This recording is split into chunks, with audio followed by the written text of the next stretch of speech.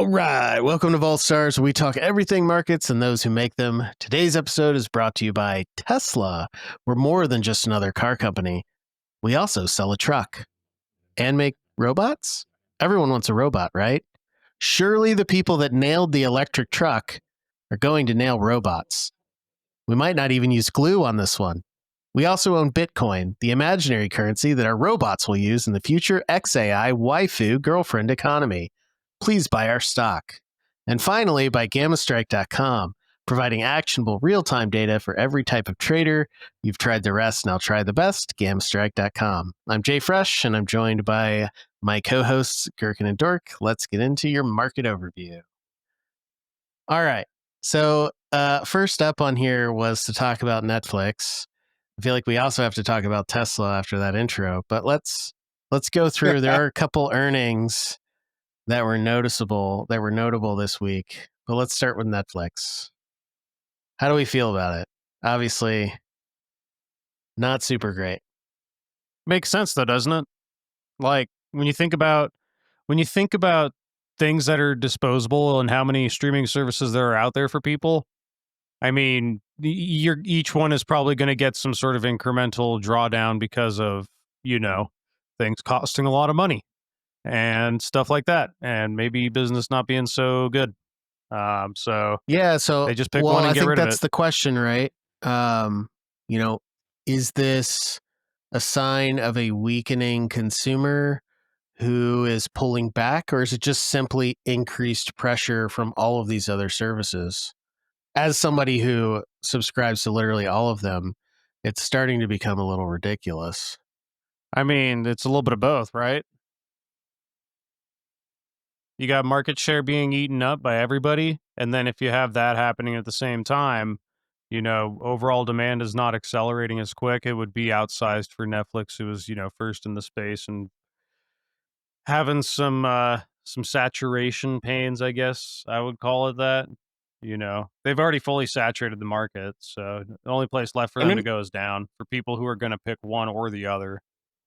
I really don't think that there was a substantial miss for Netflix in all of this. I mean, I know EPS fell drastically short of target, but I think it was just a one-time payment to I'm looking at their earnings right now. It looks like it was a one-time they say it was tax to expense. The Brazilian tax authorities. I don't know what that means. But... Well, they had a dispute with Brazil's tax board from 2022 to 2025, and they owed $619 million to them, which brought EPS from the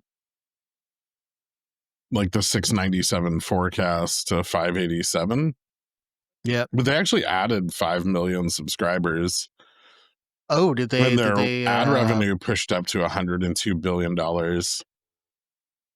Okay. Did they quote subscribers? Because I thought they stopped doing that. It does seem like share of TV time is going up, so they are gaining market share from something. Oh, wait, no. They're basically flat. It looks like all other streaming is going up. They actually break all this down. This is from Nielsen. It's kind of interesting that they included this. So all other streaming way up. Linear, which I'm assuming is basic television, is going way down. Shocker. And then other, I'm assuming, is just like porn. Fubo. Which is about flat. So they are underperforming the growth of the relative streaming system, but it seems like it's still mostly capturing other, the people on linear television moving to streaming. Huh. I mean, I still think Netflix is obviously an important bellwether for consumer discretionary spending, but I also think it's one of the things that people are least likely to cut. It's like a recurring subscription. Most people don't even notice it in their budget because they've had it for so long. I mean, I have, much like you, I have all the streaming services. And then the other day I found out that I had 15 elective channels on Amazon Prime. that I've just been being charged for like years and didn't even know about. So I canceled some of those, but I still kept Netflix. Yeah, I will say The ability to Netflix click. is still cheaper than my car wash as a service because I pay a monthly fee to get unlimited car washes, which obviously who's getting that many car washes? But Are you getting unlimited car? Are you doing it every day? no, I do it like it's not unlimited. It's like 4 a month or something, but Oh, I get 1 or 2 a month max. no, okay. Is that cheaper than buying them individually? It's cheaper as long as I keep up with it, but then the months that I just like don't go, it doesn't make sense, but whatever. It's You just have to go anyways out of principle. my point is that it is basically a sunk cost that I don't give a shit about, and Netflix is cheaper than that. Yeah, I mean, I was actually discussing this either here or back on my stream a little while back, where we were talking about like how Netflix, at least as far as like EBIT margin goes, is arguably a better company than most of the Mag 7. I mean, their profit model is phenomenal as software as a service, and it's really hard to convince the average consumer to give up clicking 2 buttons to get instantaneous entertainment. In a society where we rapidly seek more short-term satisfaction, I think Netflix only becomes more popular. And their pricing models, where they have found a way to use um, fairly minimal ad revenue in order to lower the cost of their monthly subscription and, um, in effect, lower the barrier of entry, has not only generated a lot of revenue for them, but it's also really helped pick back up subscribers that were lost in the whole account sharing debacle. Yeah, I will also say this is anecdotal evidence, and I am not the typical anything, but at least in our household, we loved K-pop Demon Hunters so much that we went to go see a Netflix movie in the theaters together after we'd all already seen it like 10 times at home. So Netflix is doing something right. They're still finding, the diamonds in the rough that, a lot of other places are having trouble. You think about like the movie studios and other places who are just doing remakes of remakes and, Avengers 69, 420 returns, just not taking any risk. M- yeah, I think Netflix is doing some things right. Are they the top? I don't know. I kind of think if I had to have one streaming service that I would keep if I had to get rid of all the other ones, it would still probably be HBO by a ball hair, but Netflix is in the running for sure. Yeah. All right. I think we've talked plenty enough about Netflix. We have lots of other earnings that happened this week. I think just kind of a quick recap. Zions Bancorp has a scare with some sort of scam that they're having some ongoing thing with. So, small banks, regional banks are definitely in the spotlight. We can maybe talk about that a little bit later. The macro data. CRE is a very heavily shorted stock right now, or ETF right now in the options market.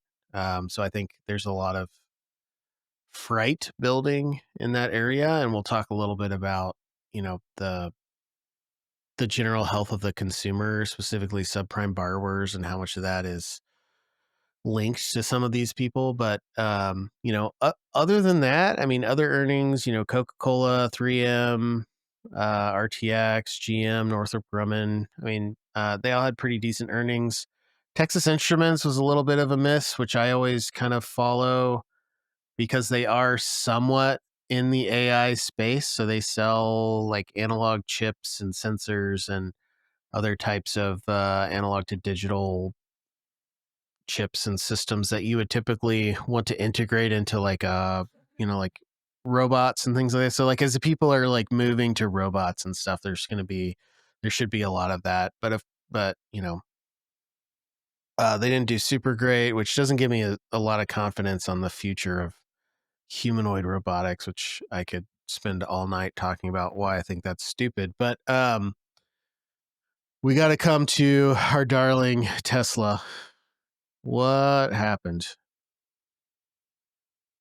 I thought did their rocket ship segment not do so great? That's not Tesla. That's a different company. Okay, what about their AI department? Their AI is Also a different a company. chat assistant.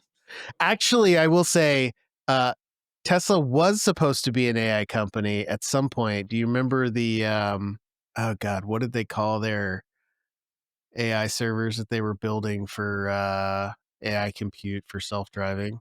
What was it called? That's not Optimus, is it? No. It was some like mall ninja name. Oh, so like Optimus? No, that's not Mole Ninja. That's American. That's tried and true, like Optimus Prime. That's American techno cartoonery. Oh, Dojo. That's right, Dojo. Yeah, the Tesla Dojo, which is supposed to be like this big AI thing that they're going to use for Oh, I machine get it, learning like for training. self-driving. Yeah, okay, yeah, training. Yeah, we haven't heard a whole lot from that. We haven't really heard a whole lot. I don't know. I didn't listen to the call, but have we heard any updates on like how the full self-driving taxi, robo-taxis going in Austin or other places? That seems to have fizzled out almost completely within a few short months. I mean, there was always a human sitting in the seat, but Yeah, I don't know. I mean, I think it was Girk who put it best. They're a car company, or was that you? that's a lot of people actually. I mean, Musk kind of did what I expected Musk to do, and I think I talked about it here last time. You know, he got on stage and tried to lie to justify his Wait, robotics AI spaceship company, really just reporting a lot like a car manufacturer. I would just like to state that this is a satire podcast. When we say somebody is lying, it's a joke. But yeah, Yes. that's what he does.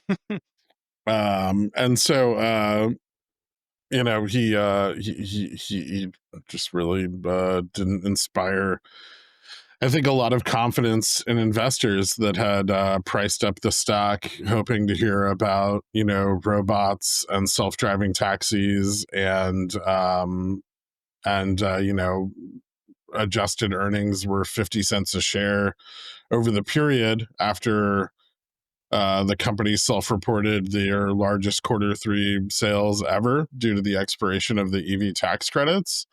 However, those earnings were down 31% a share from a year ago. Jesus Christ. And so, you know, analysts were obviously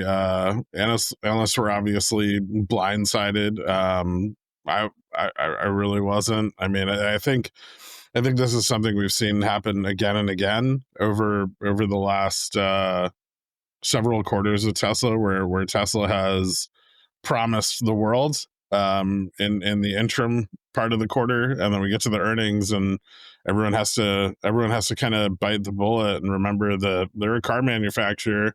They're not very good at it and they're not very profitable. And it's sad news when you have a stock that's trading at, you know, multiple 100x PEs, and so it's, you know, that's where it is. And so I think Tesla fell a decent amount in the overnight, but it does seem like there's, you know, hope being held out. I think Tesla down about 3.63%. Yeah, so maybe this is the real question. Is Tesla the bellwether of the meme economy? I'd be very interested to see if other large quote unquote tech companies start reporting not so great earnings. I mean, that capex spend that we saw start coming in about a quarter ago is likely to have expanded That means, reduced cash flows. It's going to mean less earnings per share. And remember that all of these companies are priced for a rate of growth quarter over quarter that belies, reality. Yeah, so just to kind of recap what Tesla's earnings were, I think some notable things. Their total automotive revenues up 6%, which, not terrible, but that's mostly just because they had to sell cars for more. But then, so some things, other things that were notable.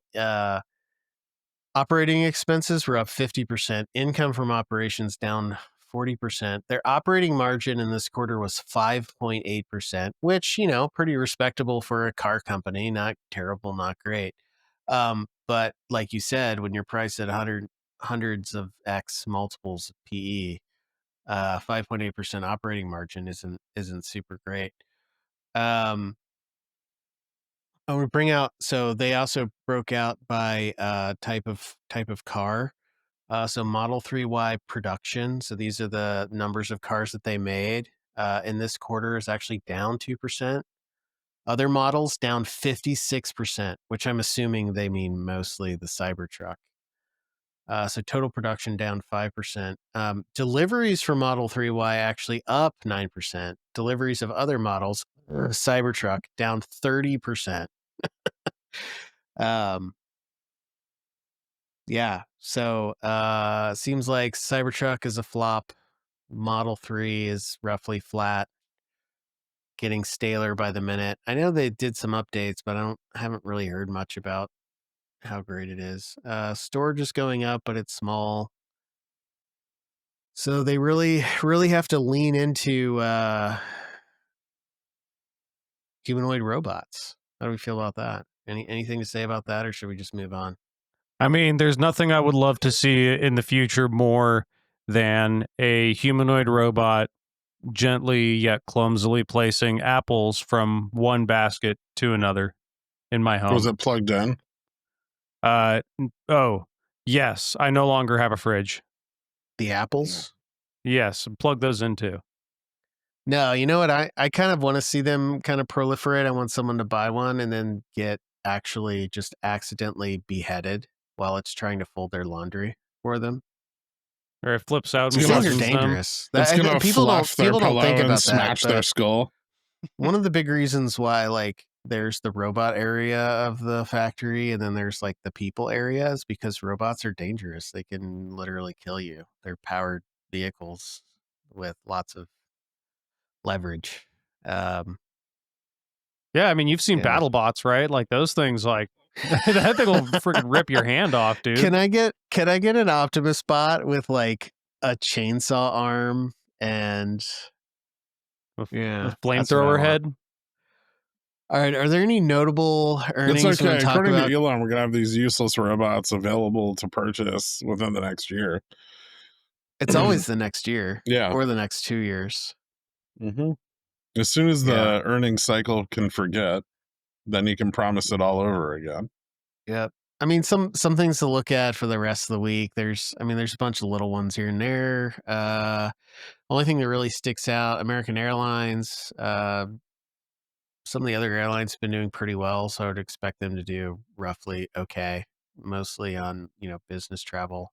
Intel's coming up. I don't think anybody really has high expectations for that. I think they're willing to give them some time now that they are a ward of the state. Yeah. Ford. So GM did well, so Ford might do okay. I'm still interested in American Airlines. The whole corporate travel versus yeah. private travel interest, especially as we're reporting like into vacation season. I think that's gonna Well, you'll see like of, Alaska and Southwest. Then I think those are less commonly used for corporate travel. well, I think Alaska's pretty heavily used due to their corridor, but Oh, right. American is definitely one of the big ones. American and Delta are the big ones for corporate travel. Yeah, I guess we have Because Southwest they're too, basically so just credit card reward companies. Yeah. yeah. Yeah, so maybe it'll be interesting to see the dichotomy between American Airlines and Southwest tomorrow morning for the open. Yeah. Yeah. Yeah. Things to look out for. These are the details we dig into while the government shut down and there's no data to talk about. There was a report today that not all of the government is shut down. Spending by ICE on munitions and equipment went up 700% from last year. Spending about $70 million this since Trump came into office, and I think that could be interesting for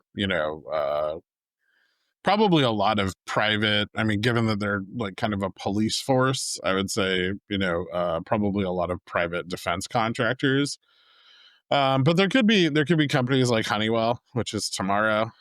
Honeywell doesn't just make air purifiers, just so you guys know. They make a lot scarier stuff. And maybe General Dynamics on Friday. And so that could be kind of interesting as well. See some of these defense contractors start to get more and more money out of the federal budget. So is ICE going to start picking up Patriot missile defense systems? And no, those are for Ukraine. They did have on their budget allocation, they did have some warheads. Okay. That they'd purchased. However, it does appear that they tried to purchase those warheads from like a company that kind of sells tactical equipment, and so it looks very much like somebody just fat fingered the wrong code. Because I mean, if they are getting warheads, they're getting them very cheap because that entire purchase order was like $61,000. Yeah, that's got to be like a euphemism. It's probably like a brand name for some bullets or something. Or it's like 12 pallets of sour like warheads candies. No, they legitimately just put in the wrong code.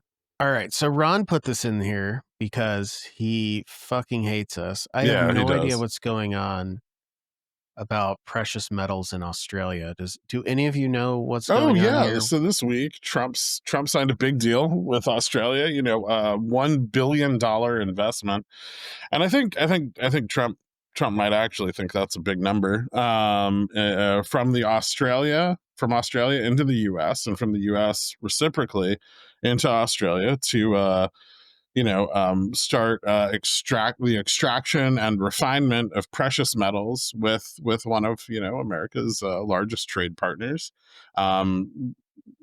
Someone notably who's being charged a tariff despite not having any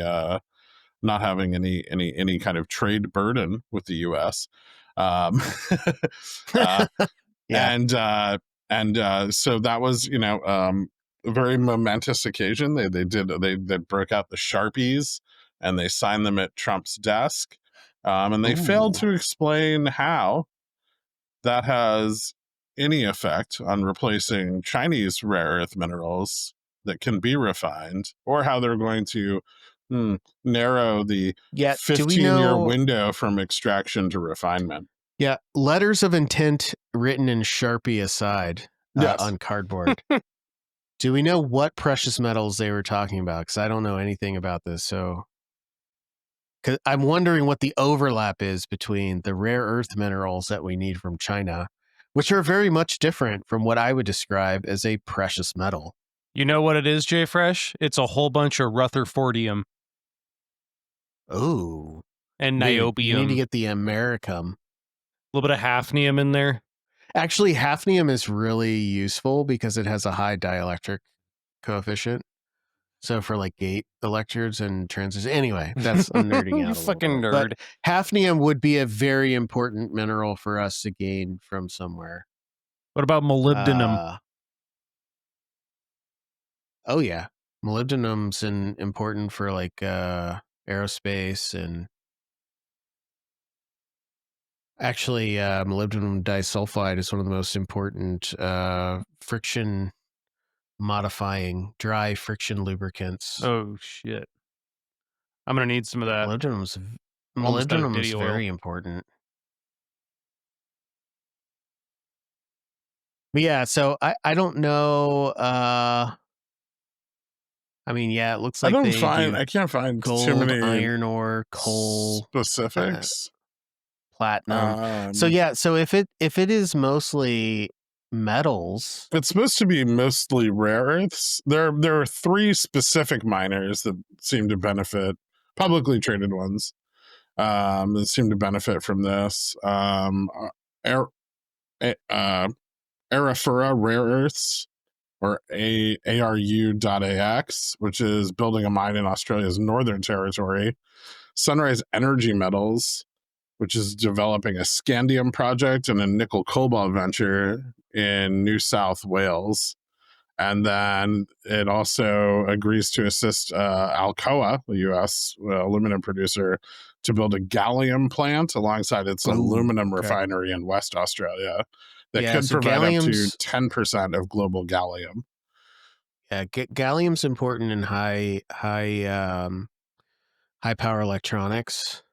Gallium nitride is very important there. What were some of the other ones you said? Something else stuck Scandium? out to me. No, not scandium. I don't really know what we use Nickel scandium cobalt. for. Nickel cobalt's going to be important for batteries. And maybe quantum computing for those who are in that meme.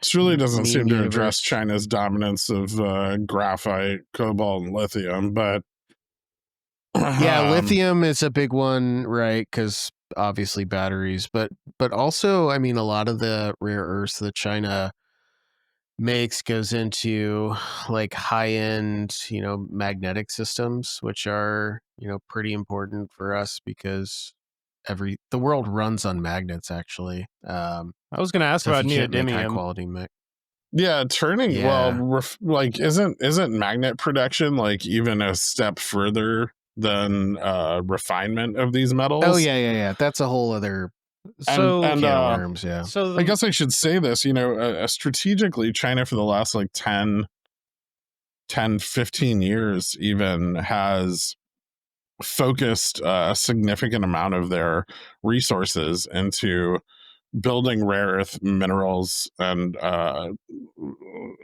extraction, refinement, and magnetization of these minerals into an entire part of their strategic defense. And this is something that they have been quietly plugging away at for the better part of 2 decades, to the point where it is one of the most important assets owned by the Chinese state. It is heavily focused on research into rare earth minerals, is only shared at the discretion of the CCP with other countries. Experts in rare earth mineral extraction, rare earth mineral refinement, and rare earth mineral magnetization are also only allowed to work with other scientists and other countries at the discretion of the CCP. So this is a state-controlled strategic operation they have been building, like I said, for the better part of 2 decades, and it is extremely important to them. And it is also not replicable in any simple way. This would require a scale up in the U.S. on both, the education pipeline and the experimentation and research, and then actually building out the refinement and magnetization facilities needed to replicate what China is producing. And so when China says that they can cut off a significant amount of this supply to the rest of the world at their discretion, they really can, and there is no way any other country is going to catch up to that in less than a decade. And why the global superpowers have allowed this to occur behind the scenes? Well, we had more important things to do. We have democracies that are not as efficient as China's, one-party unitarian system. And we cannot pivot to government decisions as quickly, and we can't pump government funding into individual projects like this without it being, a contested point from the other party. But we should have been. And we find ourselves in a strategically disadvantageous position now. And I don't, I see Trump talking a lot about tariffs and how he's going to punish China for this today, announcing that he is going to cut off the sales of any product that uses U.S. software or U.S. Or is designed with U.S. software to China, effectively attacking our own software industry and their revenues in an effort to combat something that he has no control over. And it doesn't matter how much he raises tariffs on China, they will still just be able to sit there on their blockade of rare earth minerals, and they will win. We have no string we can pull, no effective thing that we can maneuver to stop this, and they do not need to put anything else on the negotiating table in order to get us to literally have to bend over backwards to get those minerals back. I mean, we would have to basically drop our pants in the negotiation and give them whatever they want, because we can't get what they're taking away anywhere else. Yeah, this is an interesting point, because it does feel like, at least for a large percentage of my own adult life, that the U.S. economy has just sort of relied on software. I mean, I feel like I've been looking at software as a service ads at the airport for the last 20 years, and that's like definitely what most of the focus is selling basically software-based intelligent solutions to the world, kind of taking for granted that if we sell the software, whatever resources we need, whatever hard resources we need, we can buy from other places. And I think now that we're having all these trade disputes, it's becoming very clear what our very glaring weaknesses are, right? Because everybody actually needs these rare earth minerals to make pretty much everything that powers the world. And in many cases that the software, functions on and controls, right? And so I think this kind of, it was almost like a fantasy land where we just kind of got to rely on software and didn't have to think about, for 20 years, didn't have to think about real hard, restrictions on tangible things, right? They just appeared when we needed them.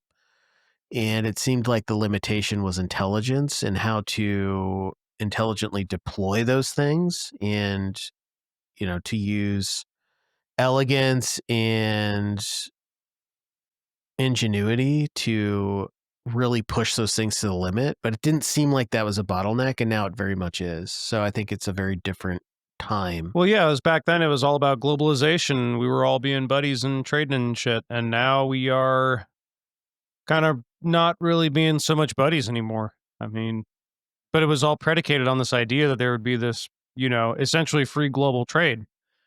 And that's all getting kind of turned on its head after, like 2.5 decades of just going balls to the wall. Yeah, I think too. I mean, a lot of this kind of comes from, I think it's tied into the long-term outsourcing that's been going on, right? The cost of tangible things just keeps going down as we, push this off into more marginalized groups, farther away from us. It just sort of becomes this thing that's always getting cheaper and easier to use. But what it really relies on is, the destitution of other people that are just far enough removed from us that we don't have to think about it. And, we've kind of hit the limit of that. I mean, that's where all this inflation has come from. And a lot of the global strife has come from the fact that we've been essentially relying on taking advantage of marginalized labor for the last few decades. And that seems to be somewhat, I mean, obviously there's probably plenty of room. We've got plenty of room to get back to globalized slavery, but um, we would like it to be robots, but I'm assuming if Silicon Valley can't get it to work with robots, they'll be fine with humans. So it's just kind of interesting to see that, are we kind of at the end of that rope where now physical labor becomes valuable again? Not yet. Yeah, I hope so, but I don't think so. now we're getting pretty far removed from market analysis. This is pretty long-term sort of socioeconomic Yeah, stuff. I think we're a ways away from that point. Unless something happens that really escalates this, I think we've got some time. Yeah, but until now, we need China to give us their rare earths so we can make motors to make the world spin. And loudspeakers to make the world boom. Same thing. Yep, it's all magnets. Okay. All right, last thing. Since we already talked a lot about earnings, I want to just touch this briefly before we get on to questions because we need to spend some more time talking about questions on this podcast. AWS outage that happened this week. A lot of people freaked out about it. Anything to learn from it? Do we care? No. In my experiences, big outages tend to just be bullish. A lot of this stuff is covered under insurance. Obviously, it's wildly inconvenient for all of their customers, but I don't think AWS is going to be really significantly hurt in any way. Everybody already knows that they're vulnerable. We have basically 3 to 4 major cloud providers. Everyone's over concentrated. We might see some diversification from companies that simply refuse to stomach a period of outages, but I think every CTO in the country is well aware of the risks they take choosing one individual cloud service provider.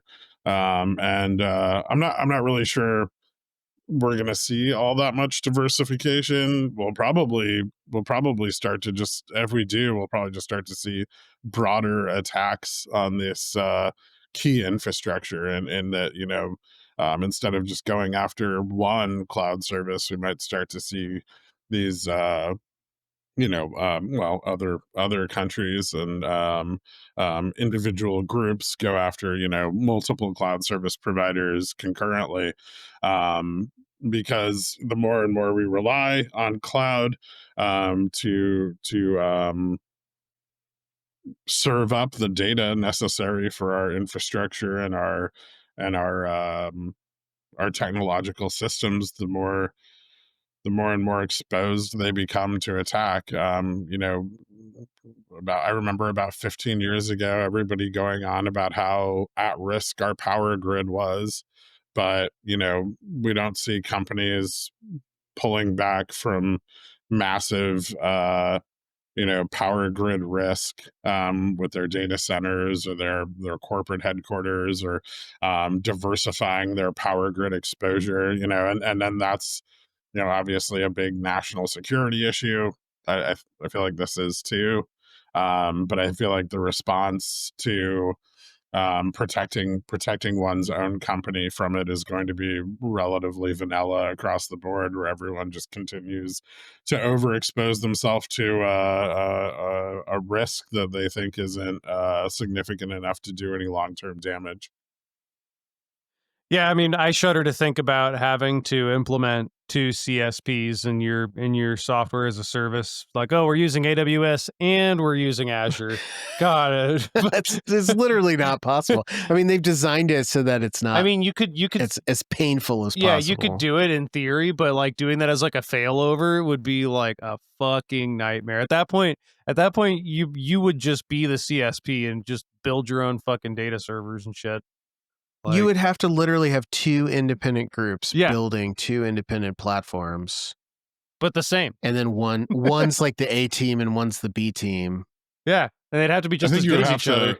I think you would have to probably structure it similar to the way that like the CCP manages their cloud infrastructure, where it literally is, like primary backup redundancy, and but they're creating universal code bases between them, so systems go down on one, they can pick right back up on the next. Yeah. Well, so I think it's important to note here that it was one region that went down, and so you can choose which regions you want to host your system on, and most of these cloud providers allow you to redundantly choose multiple regions, right? It's not free, but you can do that. And so it was really only people who chose to deploy on one region that got screwed for a while. And I would like to bring up, in terms of what does this mean for the long term? I mean, it was only, I actually am shocked it was over a year ago. It feels like it was just a few months ago, but the 2024 CrowdStrike outage, where CrowdStrike, they basically like vibe coded something that fucked up the Microsoft kernel. It was a null pointer. Something, yeah.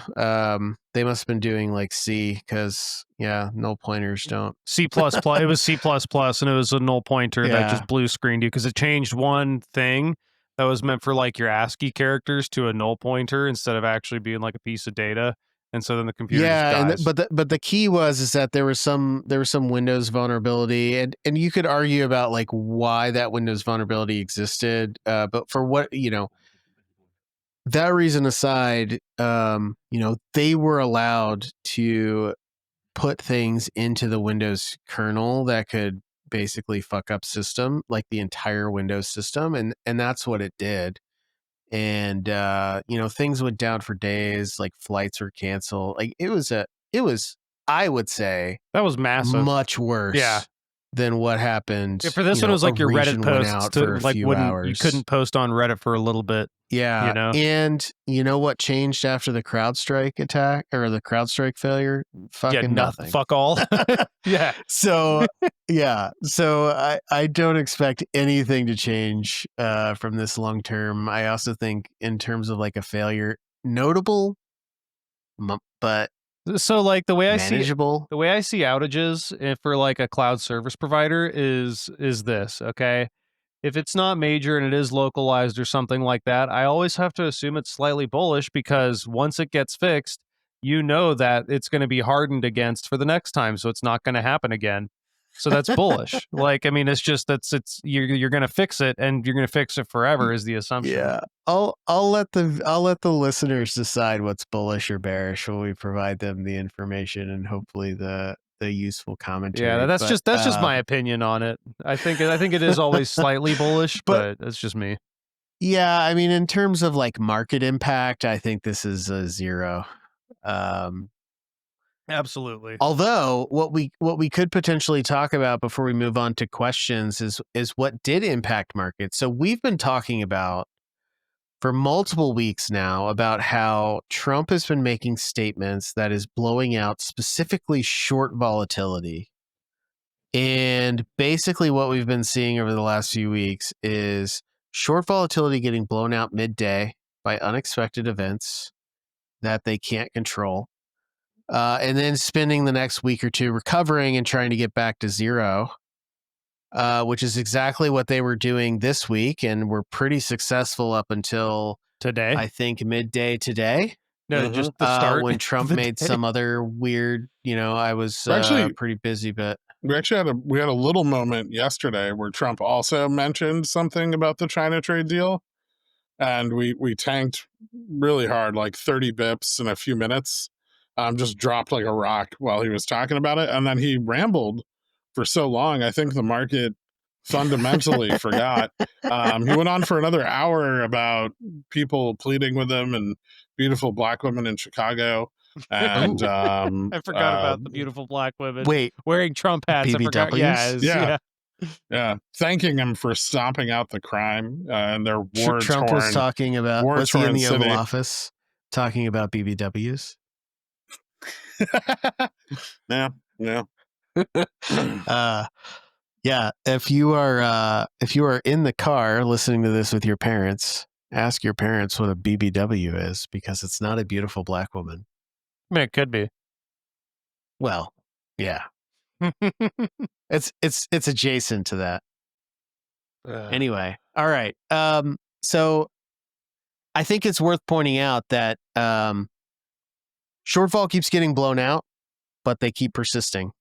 Is this a new pattern? Like when does short vol give up and say there's too much intraday risk? I'm going to give that up, because that's going to blow out a lot of risk profiles, because as we mentioned a few weeks ago, the the big way to measure volatility based on historical vol and whether volatility is cheap or expensive is take the 30-day vol and subtract the 1-day vol. That's your carry cost. But if the short 1-day vol keeps getting blown out, the carry cost goes up, right?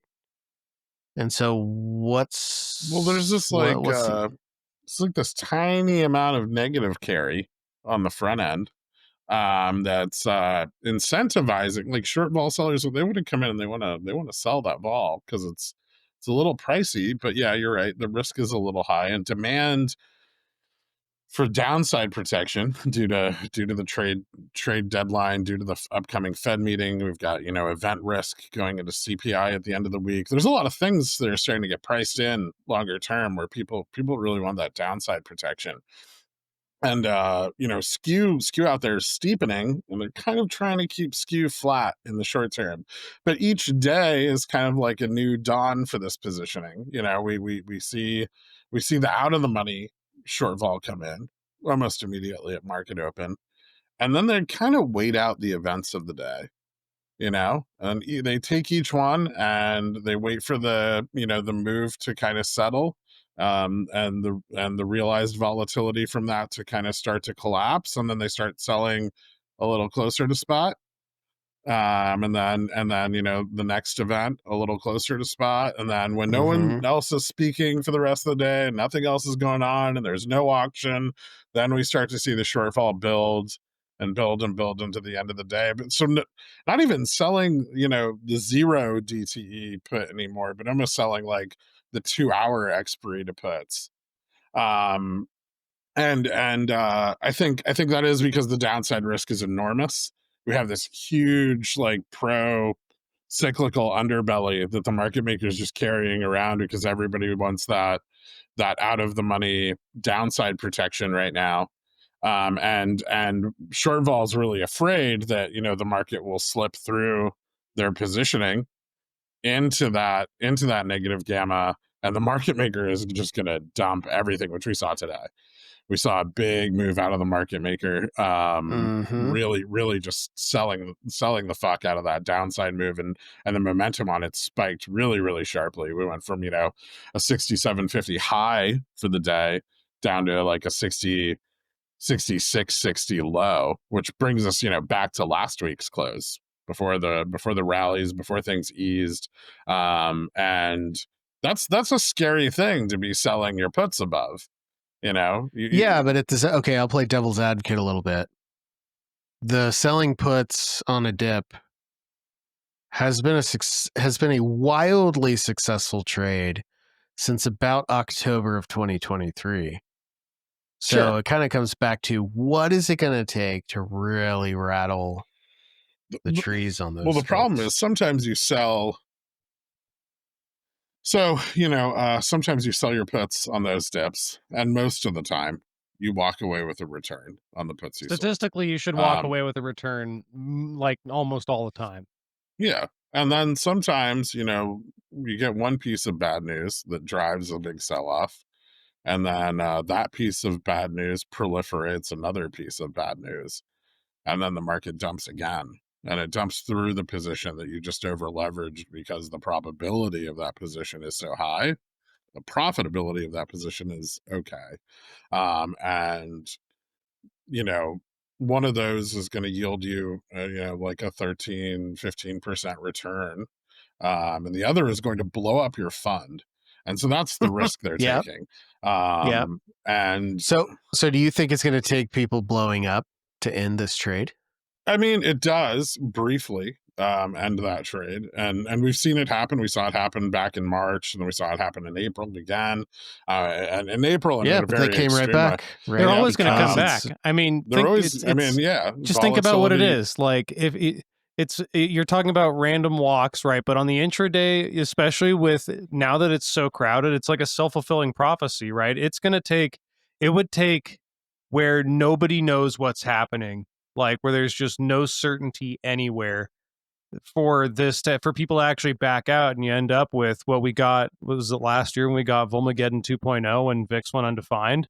That's basically what's going to happen if that happens. I mean, like, at this point, it's intrinsically tied to the volatility structure of the options market. Yeah, I mean, there's never a point in time where selling volatility when it's too high, when it's, you know, 1 day vol has gone in backwardation with 10-day vol, you're gonna want to sell that short-term volatility. It's extremely advantageous. It's very desirable. It's excellent yields. There's no reason from a fund perspective not to chase that. However, there comes a time where you chase it and it goes against you. You know, you're still selling short vol in a negative gamma environment, which is, you know, massively more risk exposed than selling short vol in a positive gamma environment where the market makers, you know, dynamic hedging is inherently protecting the position that you're building either at the money or in the money. And you know, you have to take on a lot more risk in that trade when you decide, you know, I'm going to sell these puts into negative gamma, because you're no longer creating support. You're actually creating more momentum to the downside by selling that position. Yeah. So would you say it's fair to say that anything that Trump could bloviate about, at least in regards to trade or other various things on a day-to-day basis, now that we are well into, you know, the year of the taco, when they blow out the 0 DTE on a Trump statement intraday, would you say it's fair to say it's very unlikely that that wouldn't recover? And so what it's going to take is something in addition to Trump just running his mouth Yeah, well, you know, to Trump comes actually out and meaningfully drop the market. yeah, Yes. because what you could have is you could have Trump come out and say something, and then China respond publicly to that statement. You know, right now, you know, he's like taking soybean oil away. He's going to punish American software manufacturers. Like none of this stuff China cares about. But you know, He'll also taco the second the market there goes are down, things he right? can bring So, up, like Taiwanese independence or something, if he's really feeling in the mood. And I could see, you know, Chinese officials immediately commenting on that. whoa. You think the guy who thought we needed to find a way to get sunlight into our veins on primetime television might say something as stupid as that? Yeah. So there is another Okay. way that this happens too, that has less to do with anything real, right? I mean, what was the primal end just blew up? I mean, like, Yeah, that's what I was going to get yeah, into. so like, I Thanks, mean, Scott. You're always trying to take. I gave you like 20 minutes in the hot seat to do the emceeing and the transitions, and here you are taking every single fucking transition. hey, look, Ron and I have been That's what I talking in the was getting background. He to. was like, yeah, your segues are way better, bro. So, you know. Fucking Ron. I quit. All right, I'll be No, back no, in like, like but I 5 mean, minutes. Go for it. it is a perfect thing because, like, when you think about these trades and who's financing them, right? I mean, a lot of these are credit spreads, so, you know, someone's got to give you cash, and where they get that cash from, you know, big giant banks. I Not mean, they're the ones making the markets anyways. So what about if they get that cash from non-depository financial institutions? What if I told you, Dork, out there was a wide world of banks that aren't banks and shadow don't banks. ascribe to the regulations that we use to keep banks in place? That sounds And like what if they just BlackRock. started, you know, I don't know, blowing up, big blowing up? You know, we had a couple slightly over leveraged subprime auto lenders. First, what was it called? First Brands and First Tricolor. brands, yeah. And then we just had Tricolor. another one, Primal End, yeah. and you know, Promeland. a lot of those old boomer guys on CNBC, well, they've seen a thing or two, and they remember a time when a bunch of people came out and they said something really similar to what they're saying now. They're saying, "Don't worry, guys, these people blowing up, it's not systemic, it's idiosyncratic, and the risk is contained. We've got this all under control. We totally didn't let these guys lever their C tranches of terrible 500 credit score auto loans, 8x into equities and leverage all across the world. Everything's going to be just fine. It's a small several $100 billion blip, and we're just going to move on like it never happened. Somebody strangle the fucking canary in that coal mine. It's driving me nuts while I'm trying to talk. Now, there's 3 canaries so far. Yeah, We're strangle up to 3. all 3 of those canaries so far. And so we got a really interesting statement out of Andrew Bailey today, who appeared before the House of Lords committee over in England. Nobody ever pays attention to them, but the British are just great at economics. I think it's their love of pontificating and their accent. And titles. Really, yeah, and titles really ties everything together. But he said it's important to have a drains up analysis of these 2 leverage collapses, now 3, in case they were not isolated events. And they're telling us something more fundamental about private finance, private asset, private credit, and private equity sector.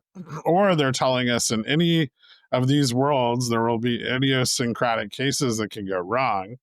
And I think this is the start of questioning that we're seeing coming out of not just him, but also we saw a similar statement come out of the CEO of Zion's Bank. So the Mormons are worried. He said that he warned that the speedy expansion of private credit could lead to risks down the line. He said spillover risk if or when that private credit sector finds itself in a creative stress due to non-bank lenders lacking a structural backstop of liquidity. Man, I feel like I was saying something about these private credit institutions just not having a lot of access to liquidity only a few weeks ago. Well, he noted there's some very responsible lenders in private credit. There's a lot of pressure to keep growing the sector. And that sector is, very significantly over leveraged, and it's been growing at a very, very rapid pace since 2024, alongside the AI boom with NDFI, which is non-depository financial institutions, growing from about 230% since 2015 to about 400% as of today. So almost doubling. It's just, we might be able to pull up a chart, but it is the growth there has gone completely vertical, with $300 billion in loans outstanding to private credit participants since 2016. And then we have a pretty long list of who the biggest private credit firms are, and it's all our buddies that were kind of failing back in 2020 and then magically came back to life. Blackstone, Apollo, Ares, KKR, Guggenheim, Carlyle, and these guys are they're leveraged to the tits. They're Wait sitting on hundreds. You're telling me billions. Blackstone, the company that came out with their Christmas song, The Alternatives Era, which I still play to myself every day in the shower, crying as the market hits new all-time highs. That's correct. You're telling me that they're maybe not doing so great? Well, they might be doing great. They're just, as long as everything keeps going completely straight up, they're doing fine. It's just if things maybe go down a little bit, they blow up in a very spectacular way. So like my wife. Whew, Sorry. damn. Hope she doesn't listen to this. Jeez. Jay Fresh will not be joining us next week. In his place, we will She have will Ron. never listen to Yeah, anything I hope she that hasn't. make. I hope she hasn't liked, subscribed, and told others to listen to this podcast. Find us on YouTube, No. Spotify, She and all those thinks other that- places you like to go. She thinks that everything I do is stupid, and the second that she tries to do anything, I'm just going to out all of her LeBoubou purchases, which apparently she just got a great new LeBoubou tonight. Oh God. Are you Heard all about guys that. LeBoubou rich now? We're LeBoubou something. I've been hearing more and more through the grapevine about LeBoubounaires, this class of multimillionaires who have just rode the wave of LeBoubous to its peak. And it doesn't No, seem she's that collecting them the because froth it on the makes bubble her is stopping. it makes her happier than anything I've ever seen make her happy in her life, including me or So her you're children. jealous of the LeBoubous. Yes, Okay. that's what I'm trying to say. Oh God. The LeBoubous are taking my wife from me, and I'm powerless to defend because I'm not as cute. Have you tried dressing as a LeBoubou? Would you think less of me if I said yes? No. Okay, then no comment. Jesus. Yeah, no, I think this all kind of does tie back into our earlier discussion about, but back then it was more so tied to the whole idea of trying to get a whole bunch of subprime loans off our books, right? And I think that this ties pretty directly into that whole discussion. Where are those loans going? That kind of stuff. So it is interesting, but in terms of, I still don't see the direct connection to things of higher quality personally. But that doesn't mean that there could be losses incurred because of, the shady shit going on. So kind of just have to see how this all shakes out over the next, couple quarters, I guess. Oh, another fun thing that's happening too, speaking of quarters, is I'm pretty Are you sure. about to transition on me? If you transition, I'm going to lose No, it. no, no. Well, this is a side. This is a tangent. Okay, this is a pivot. Yeah, this is a no, it's not rabbit a hole. full Okay, bore I'll pivot. allow It's it. just a tangent. Okay, so Okay. we're getting a All little right. rough wave in the water, but I'm pretty darn sure that if this government shutdown lasts any longer, the people aren't going to be getting their WIC, which is like food stamps, for November. So that's going to be a thing. Nobody cares about the poor people. They care about the early retirees that aren't going to get their full Medicare benefits. Did you see that? This is probably the most ratioed tweet ever from a politician that might actually start like a like full blown campaign against boomer welfare queens. Amy Klobuchar, a senator from who the fuck knows in the Midwest, posted something about how, hey, we have to get this government going, otherwise early retirees who retired in their 50s, who worked their whole lives at like local government jobs, aren't going to get their full Medicare benefits, and they're going to have to pay like $1,300 a month for their insurance at 50 years old. And everybody on the internet's just like, all right, they should probably be paying for that themselves if they're retired early. Kind of makes sense.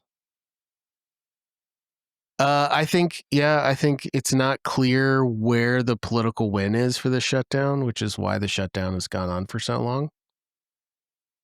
The political win is the less resources that are distributed amongst people that they're used to, the more angry everyone's going to get, and both sides are just hoping it helps them in next year around this time. That's what they're hoping. But like one side who's giving all of their tax dollars to the other side, which is the young to the old, actually I think likes the shutdown. I think it's a young versus old thing. I think the young folks are fine with the shutdown. I mean, if they're not getting paid, they're probably not fine with it. And if they're on food stamps, they're probably about to be not fine with it.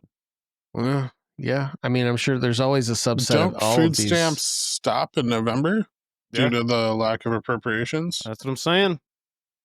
What's that? WIC? What day is it? Wait, are all these people on food stamps going to have to sell their NVIDIA? They're going to have to sell their NVIDIA, and not only that, they may have to cancel their Netflix subscription. So, oh shit! And it all comes back to the beginning. I like that. You tied it all together. That's what I'm here for. I'm here for the callbacks. All right. Just remember that no The society. null pointers. Yes. I actually think the food stamp thing's probably an important point to touch on. It is. It's a big deal. There's a very significant portion of the population that relies heavily on food stamp distributions in order to meet nutritional demands, and there's the statement. I can't remember who said it right now, but no society is more than 3 meals away from a revolution. And that's a scary thought when you think about a significant portion of the U.S. undergoing, food Hunger? scarcity or starvation. Hunger is not fun. No, and hunger makes people do crazy shit. Also, when you're hungry, you get desperate. I mean, it's just it's not a good idea to have people go hungry. I mean, of all the things to not fund, food stamps and those sorts of things, I feel like should be at the bottom of my don't fund list of all the things I currently shouldn't fund. 41.7 million people receive SNAP benefits in the U.S., which is about Dork 2028. It's not a good idea to let people go hungry. That's right. Look at me. I'm some sort of revolutionary Marxist. Holy cow. All right, we could go on all the actually surprising are being amount a of communist interesting right now. things, interesting things to talk about in a blackout of otherwise interesting economic data. I'm glad we had all these discussions, and I think we probably could continue chatting for another hour. But what do you say? I Is it just want time to say, I move did on to say the government questions? was going to be shut down forever, so called it. I didn't disagree with you. I'm not sure I expected to be shut down for this long. I expected more hand wringing at this point. I No, will dude, say. it seems like if you look at our politicians, I mean, they're saying a lot of rhetoric about it, but it feels to me like none of them really give a fuck. Okay, Ron is a complete piece of shit. He put this in red bold and underlined it. He didn't italicize it though, so maybe I won't say it, but he made it a point that I need to plug our podcast. Please subscribe, like, tell others. Thanks. So do the thing. Subscribe to it. We'll be here every week. Like it. Maybe keep this secret between you and Well, you just and because, us. just don't tell JFresh's wife about it. Yeah, don't tell my wife. You really gave us a glowing and enthusiastic call out there, Jay Fresh. Thank you for that. It's really inspiring. Yeah, do the thing. Do the thing. Just do it. You've been here for 5 episodes now. You don't need Ron to thing. tell you to do that, okay? Fuck you, Ron. Audience questions though. Let's move on and let's answer All some right. questions from the audience. We're already Dork, I'm going to give you the reins. Yeah, we've already gone over time. Fuck you. Okay, so first question. Oh God.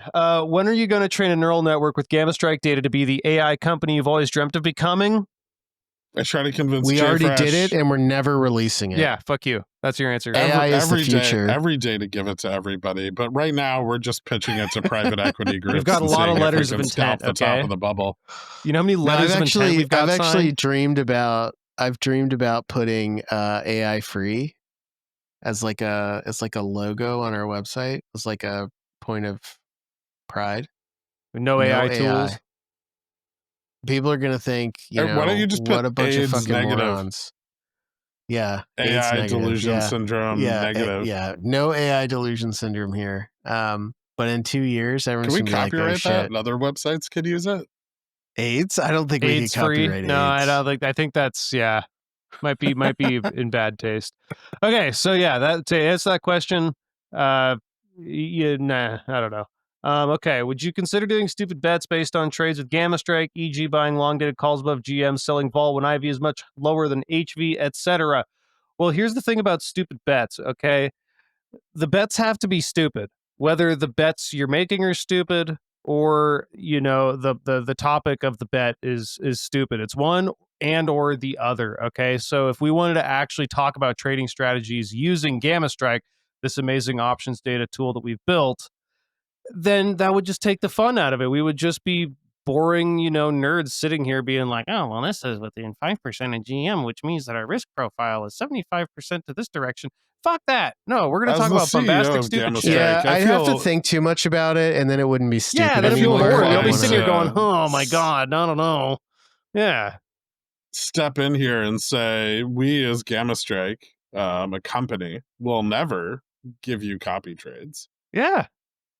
They'll give you Yeah, it's a stupid data trades. service. We'll give you trades you'll think about and go, oh my God, these guys are stupid. I will say I did use GammaStrike to sell the top on gold. I was pretty Speaking happy of about stupid trades, Dork, Oh, I yeah, heard yeah. you ruined the perfectly good synthetic long I gave you Dude, on Beyond I yesterday. made so much money on that, before- dude. Fuck you. I made like 360 Okay. bucks. Yeah. All right. Yeah. So I People were actually saying you then went and bought more calls. No. with the money. So well, essentially to recap for the audience, yesterday Beyond was up about 50% or something intraday. And I was looking at the option chain and I was like, I want to get some exposure, but I don't want to pay a lot of money for it because Ivy's jacked to the tits. And then Girk was like, I was telling him, I was like, oh, I think I want to do the synth long. And then he was like, well, what if you do like an in the money synth long where because it was at like 230 something. He was like, buy the 2, sell the 3.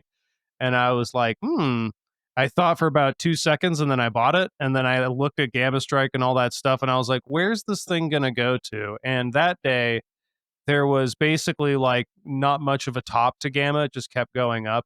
And so I held it to close because I was like, that's pretty nice looking.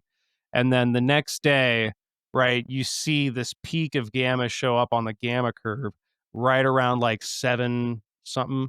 And It was between $5 and $7. No, above well, the it was- Vega trigger. no, yeah, but there was like a well-defined peak at the end of last night. So, and I saw it pre-market. We were tapping that price, and I was like, I got to get the fuck out of this thing. And so in the morning, the moment I was able to get to my computer, I just opened up my brokerage. It had already halted down once. I was like, fuck.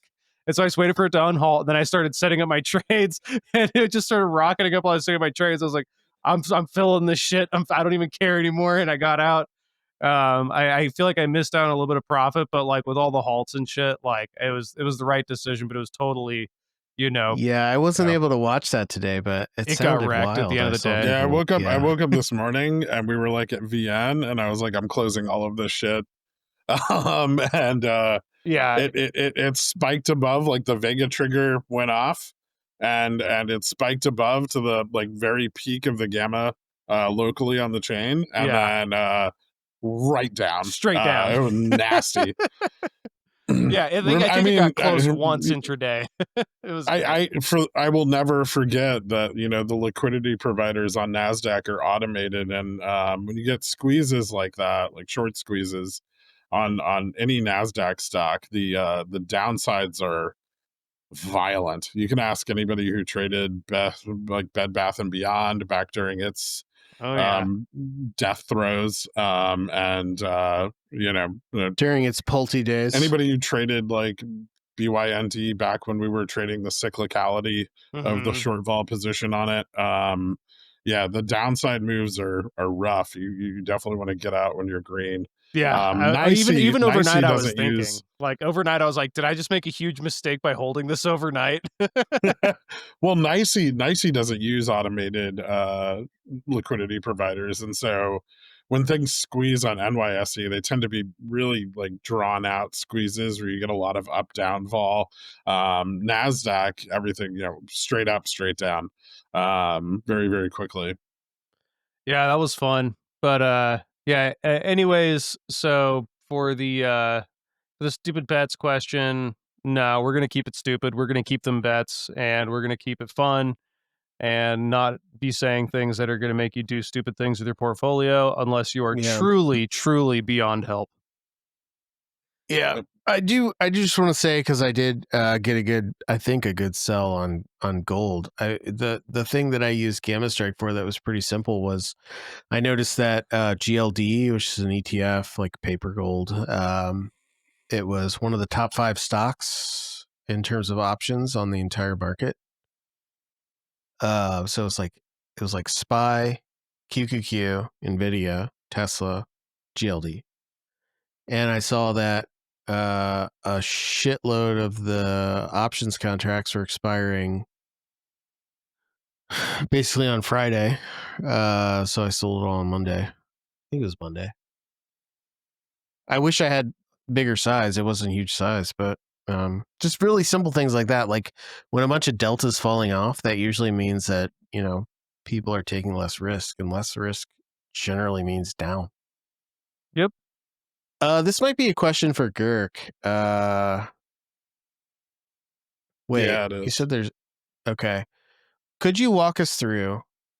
Well, hold on. Wait, Dork, are you you're stealing? doing Are the you stealing my section. question because I stole Yeah, your sorry. segue? You're the MC in Is this training. You're the revenge? MC. I'm like the No, understudy this isn't MC. revenge. You're the understudy MC, and you may have this one. Could you walk us through how to use GammaStrike to forecast a range-bound day like we saw on Tuesday?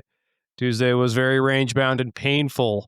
Girk mentioned large positive gamma expiring that day and elements of skew and vol that I'd appreciate you covering.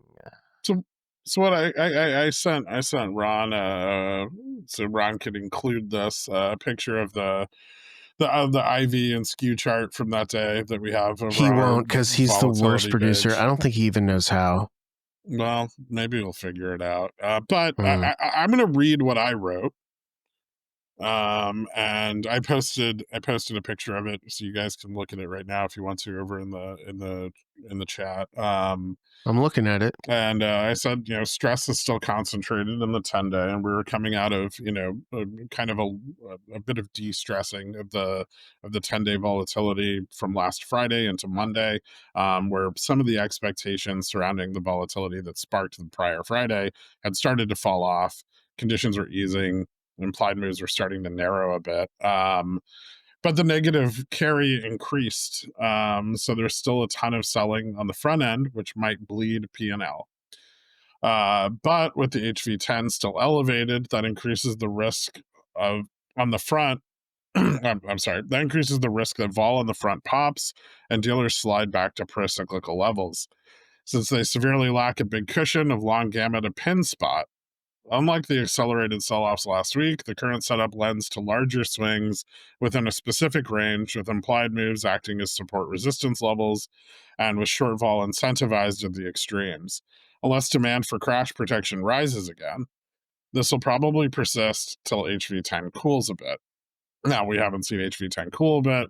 Today we slipped into some of those pro-cyclical levels, but I'll let you guys kind of cover, the math of that if you want to. But that was my take from what I saw developing between, the IV and HV10 complexes and their skews. Yeah, I mean, I think it kind of comes back to what I was saying earlier. If you understand sort of the larger positioning where basically the cost to carry is the, long vol 30-day, short vol 1-day.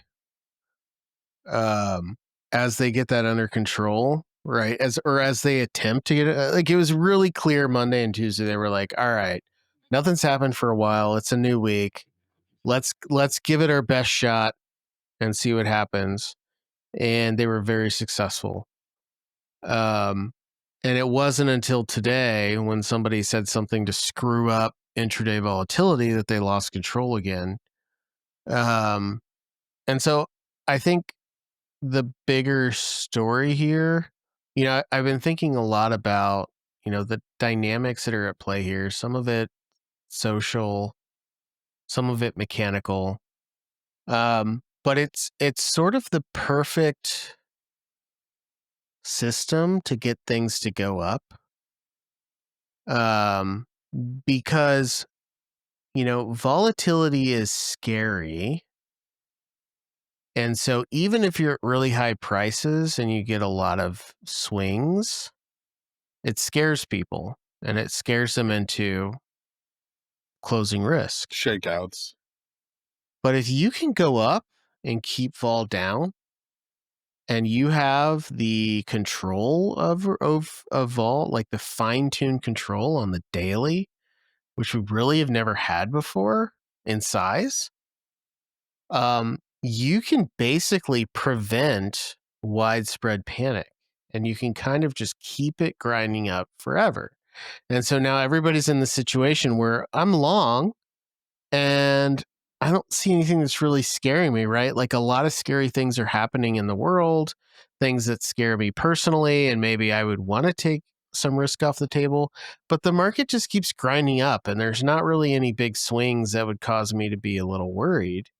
And so everybody just holds and waits. And so as long as the short 1-day vol is successful in squashing any short-term volatility that might scare people based on all of the actual events that are occurring, everyone's just going to sit there and wait. They're all waiting to see if it's going to go down.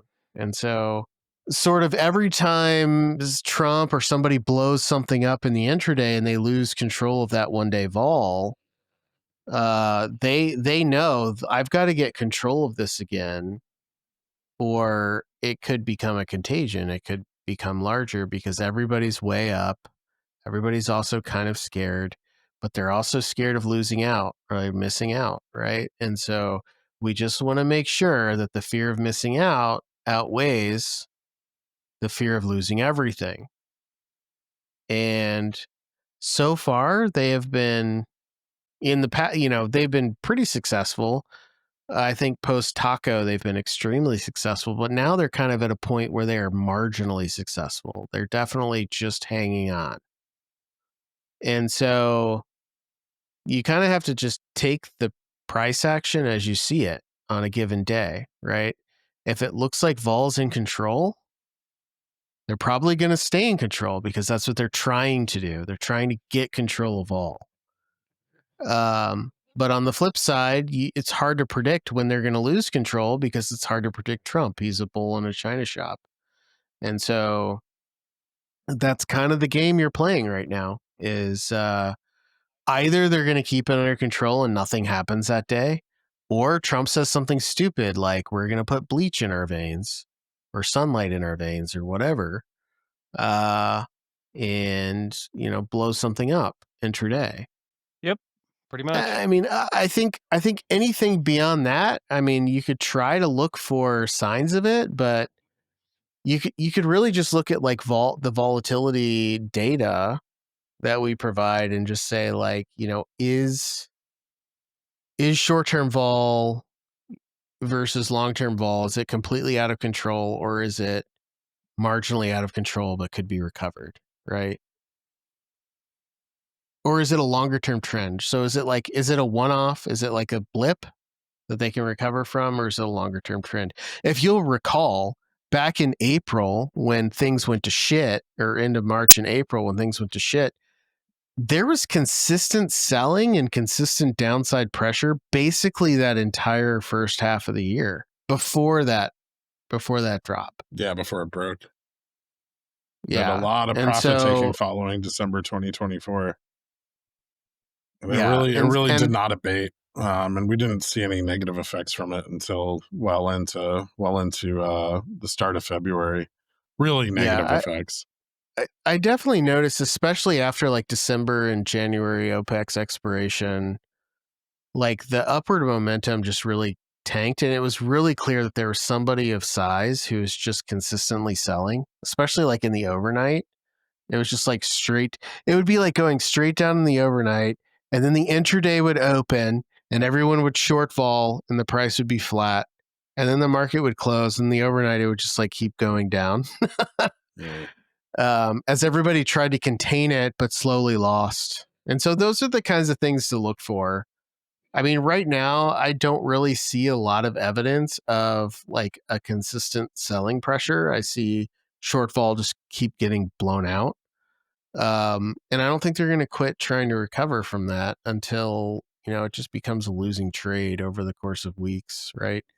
I also feel like I think a lot about, I mean, we've talked about this before, but I think a lot about how we were short NVIDIA early on in the AI bubble, and we hedged with some calls, and that earnings call, like the price overnight, it went up like 20% or something insane. And the small call hedge was one of like the biggest trades I ever made for me. It was so profitable. Like I didn't even give a shit about the puts. It just went straight up. Yeah. What is, I have to feel like if that's possible, the same thing is possible in the other way.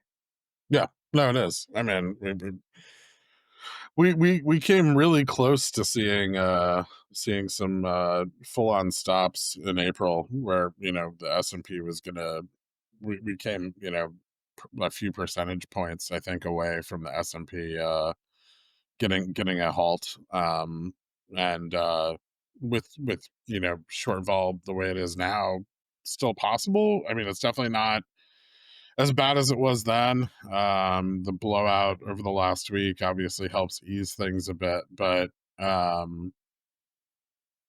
it is. I mean, it's definitely possible to just wake up one morning and see the S&P down 10%.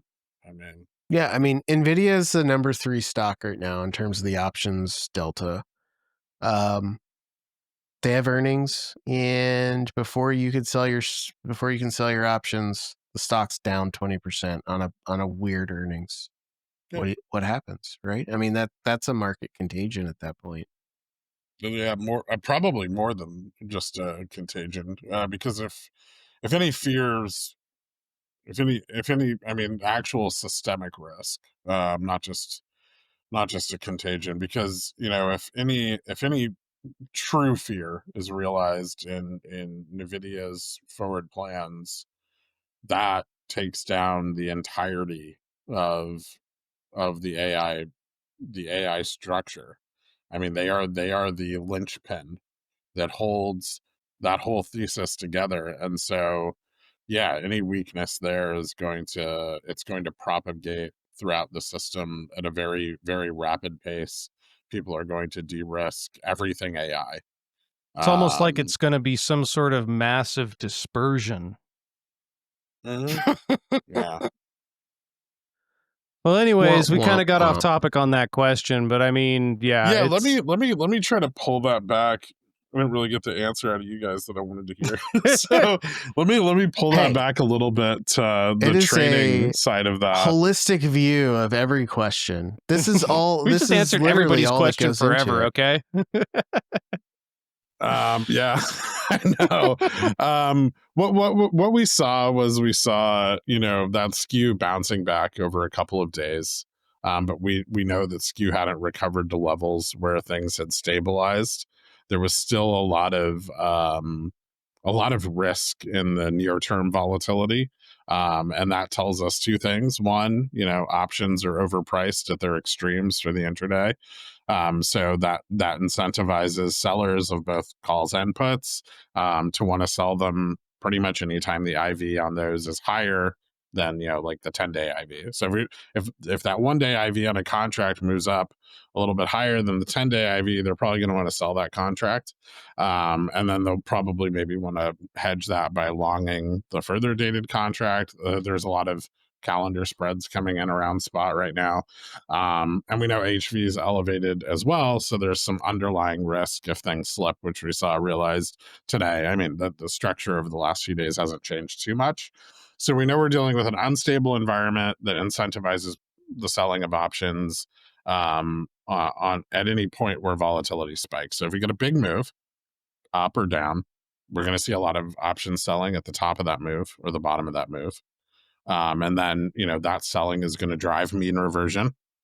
And so what you end up with, knowing that structure in the volatility, is you end up with a kind of good roadmap for what price action during the intraday is going to look like. And that's exactly how it played out. It went up and down and up and down, and the range sort of narrowed over the course of the day. But it stayed within a pretty finite band. It's the saddle. Yeah, Yeah, like essentially. with Well, so ignore it's the saddle on the IV side, right, not right, yeah, the the vault. So gamma delta. right, well, I mean, it's kind of all sort of it's all connected, bro. Like the saddle, right? The whole idea is, yeah, like there's this a probabilistic compression that happens as the day, elapses, and so absent of any data that will move the market. What should happen with the short vol strategy is that your range should compress more and more to the point where, you know, it's like people all wax and lament, or whatever the words are, for max pain, right? But what max pain really is representing isn't necessarily some sort of spot where the hedgies win because they stole everybody's money. It's actually the point where the hedgies win because they shorted all the volatility away. So Man, you know what? I was just thinking the other day how I haven't heard anybody on like Yahoo Finance or CNBC or anyone talk about Max Payne at all. We've come such a long way since 2021. well, but but it has less to do with max pain and more to do with the market, you know, basically creating its own self-fulfilling prophecy. So you know, that was basically what happened on Tuesday. You know, and then today that got, you know, the cage got rattled because we're not in a crazy high gamma environment. So it's a little more risky. I feel like there may be a little bit of reticence to load up whenever the market goes down 20 basis points, but we'll see what happens over the next little bit. If we get another taco, I mean, we're going to be right back into it. So yeah, but anyways, that question was great and we got fully off track on it. I think it's time for us to move on to my favorite segment. Stupid bets, stupid bets. Who's going to win? Who's going to lose? Fucking Ron. Yeah. So, to recap, did Trump go after any fresh cities this week? Doesn't sound like it, besides Beijing. So I think we all lose that one, or, if, you know, depending on your point of view, I guess we all won. I don't know. He might have forced Australia into that Sharpie event. That's true. That's true. That could have been an invasion of the mind. Yeah. Well, so yeah, I guess. I mean, but not Michigan. Yeah, just kind of just escalation in existing areas. So nothing too crazy. Just extremely crazy and unbelievable. Well, that was probably the stupidest bet we've ever made, other than, well, a lot of these bets are stupid. We were really reaching last week. All of us were just so... We didn't even know what to bet on. It was... There was just nothing going on last week. It was just like, there's no data. Everybody was in a lull. Now we've got like more auto lender failures. Like there's drama. There's not a ton of drama in the data. Although we are okay. Hold on.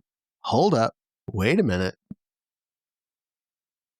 We're getting it's CPI on Friday.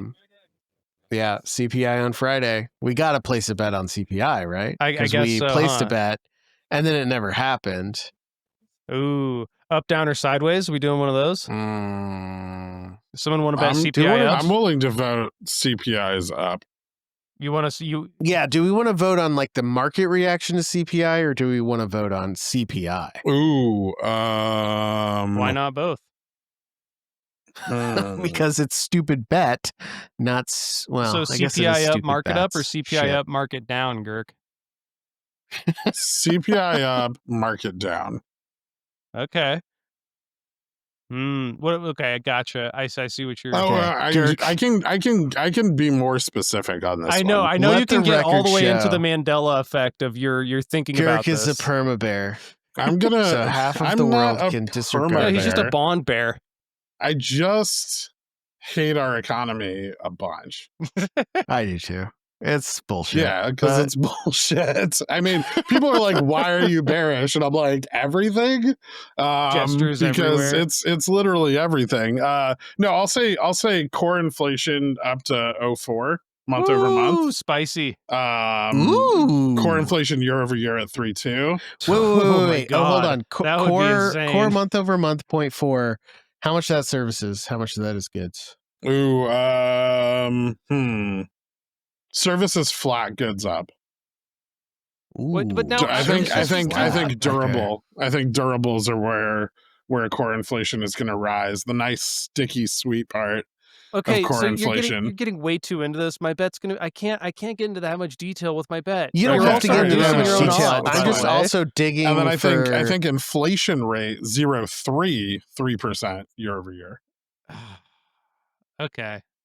Well, I was gonna say inflation up, market up. Guessing core. I don't know. Probably 0.2 or 0.3. I'll do 130%. I don't think we have to get. So I don't think 130 like bips. guessing core or services or goods, like that doesn't have to be part of the bet. I was just interested in what Girk had to say. Yeah. What do you think is? So you say. So Girk said inflation up, market down. Core Dork leading. says inflation up, market up. But Dork, what are your thoughts on core and then services versus goods?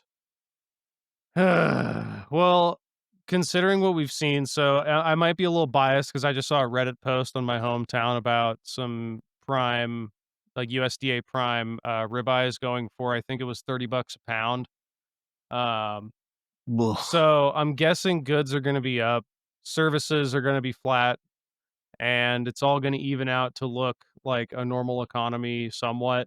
And so the wall of worry is going to continue to be climbed. And I think we are going to see yields drop a little bit because everyone wants the Fed to cut. So they're going to try to just say he has already cut. Yeah, I mean, we've priced in 12 of the last 4 rate cuts. I'm well aware of that. Yeah, But let's price in 13. I actually don't think so. And one of the reasons I very specifically picked those numbers is that I want Powell to be faced with an actually tough decision at the October meeting. And core 3.1, that reignition in the year-over-year core, that puts the Fed in a really scary spot policy-wise, because if they've learned their lesson from 2021 into 2022, it's that shit is sticky. And once it starts moving, it's very, very hard to stop it. And they're already afraid of a push up in headline inflation due to tariffs. But I don't think they were prepared for the wage growth that we saw. And I know that we only saw that wage growth in Beige Book. We didn't see it in any official data reporting sources. But remember, that data's there. We're just not getting it. And there's going to come a day, at some point, where the government reopens, maybe. This government, and when it does, we're going to get all of that data at once. And and everything aside, data good, data bad, that's a scary event. or it's And a the big longer fucking this party. drags on, the more scary that event becomes. I actually feel pretty good about taking the devil's advocate side of this stupid bet. Which is I'm going to say inflation Goldilocks. ooh. What is Goldilocks? Are we Flat? talking Fed 2% or Fed 3%? Because they don't know. Like core or Yeah, give me some numbers. I mean, you don't have to. Your numbers don't have to be right for you to win the bet. yeah, I'll say I do think the number. I don't know which one, like goods or services, which one's going to show up. I think goods have been. Like, I think the tariff fears about goods inflation have been a little bit overblown. I also just hate the whole idea that we're accurately tracking this shit, because we're obviously not. But assuming that these numbers are actually accurate, well, I don't know. I don't think they're accurate. So Goldilocks. all I know is that both of the numbers are going to be somewhat surprising, but it will end up being Goldilocks. And the market will be. I don't think we're going to see a new all-time high. So market, From you're it. going to say inflation flat, So market flat. flat. Yeah. Okay. Interesting. Okay. So JFresh chose the flat. I chose the up. Girk chose the down. Just trying to really distill it down for my own very simplistic mind. I want Ron to get in on this. Well, So I'm going to say Ron's an bet idiot, is so that he the doesn't even know CPI what we report is said. late and we don't get it that Ron, morning. Yeah. you got to Because pick. that's the other bet I want to make. Ron. The only thing left is price goes to the left. Oh yeah, inflation down, market up. No. Ron's bet's perfect, and I've already picked it. Ron gets. BLS didn't have enough time to complete the report, and it gets released on Monday. Oh fuck. Shit. Which is actually the other bet I want to make. So Ron's on my team. Okay, for both of those to be That's wrong. a pretty stupid bet. I like it. I like it. Oh man! All right, Ron, you got Ron's those gonna look written like down. a genius forever if this is right. All right. Once again, Ron has forced us to plug the channel. Please like and subscribe and tell everybody about this channel, except about for my wife. GammaStrike.com, Yeah. where you can review. And GammaStrike.com. Please go to GammaStrike.com to see the data that we provide. And if you would like to know more about the data that we provide, you can click on documentation at the top of the page or go to GammaStrike.com/docs and read all about it. And anything that's missing, let us know and we'll add it. I'm emailing JFresh's wife right now because he interrupted me. You motherfucker. She'll never read it. You're going to have to like convince her that Make it say it's a there's super LeBoubou update secret- and then do a yeah, link in it. super secret sale. She tried to tell me she was so excited she could hardly get the words out, but it was like a Zomumu. Zomumu is like a special God. kind of one. And the way that she got it was she stopped trying to wait for the buy button to go red. She just sat there and clicked the screen on the buy button Oh. for a half an hour. You haven't taught her about bots yet? Well, as a connoisseur of cookie clicker, as we all know, I was able to tell her with high certainty that her behavior was a sign of mental illness. It's like the people who click the crosswalk sign over and over again instead of just once. Now I know why she loves the LeBoubounaires more. Oh man! All right, sign us out, JFresh. This has gone way too far. We were in too deep in the LeBoubou mess. All right, Ron, play the shit.